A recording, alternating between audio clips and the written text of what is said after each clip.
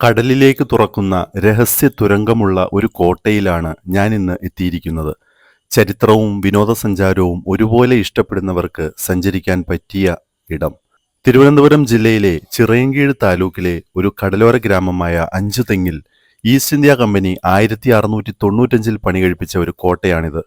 വ്യാപാര ആവശ്യങ്ങൾക്ക് വേണ്ടി ആറ്റിങ്ങൽ മഹാറാണി ഈസ്റ്റ് ഇന്ത്യാ കമ്പനിക്ക് കൽപ്പിച്ചു നൽകിയ പ്രദേശമാണ്. ഈസ്റ്റ് ഇന്ത്യാ കമ്പനി കേരളവുമായി നടത്തിയ ആദ്യ വ്യാപാര ഉടമ്പടിയുടെ പ്രതീകമായി തല ഉയർത്തി നിൽക്കുന്ന അഞ്ചുതെങ്ങ് കോട്ട പൂർണ്ണമായും വെട്ടുകല്ലിലാണ് പണിതിട്ടുള്ളത്. കോട്ടയുടെ അകം പുല്ലുകൾ വച്ച് പിടിപ്പിച്ച് മനോഹരമാക്കിയിട്ടുണ്ട്. കടലിനോട് ചേർന്ന് കിടക്കുന്ന കോട്ടയുടെ മുകളിലേക്ക് കയറിയാൽ കടൽക്കാറ്റിന്റെ സുഖശീതളിമയിൽ കാഴ്ചകൾ കണ്ടു നിൽക്കാം. അക്കാലത്ത് അടിമകളെ ശിക്ഷിക്കാൻ വേണ്ടി നിർമ്മിച്ച പടുകൂറ്റൻ തൂണുകളും കോട്ടയുടെ അകത്ത് നമുക്ക് കാണാം.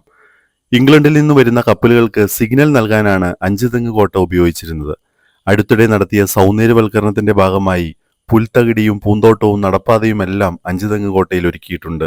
ചതുരാകൃതിയിലുള്ള കോട്ടയിൽ 8 പീരങ്കികൾ ഘടിപ്പിച്ച 4 കൊത്തളങ്ങളുണ്ട്. കൊത്തളങ്ങൾക്കിടയിലുള്ള മതിലുകളിൽ 7ഓ 8ഓ പീരങ്കികളും അന്ന് ഉണ്ടായിരുന്നു. ഈ കാണുന്നത് കടലിലേക്ക് പോകുന്ന രഹസ്യ തുരങ്കമാണ്.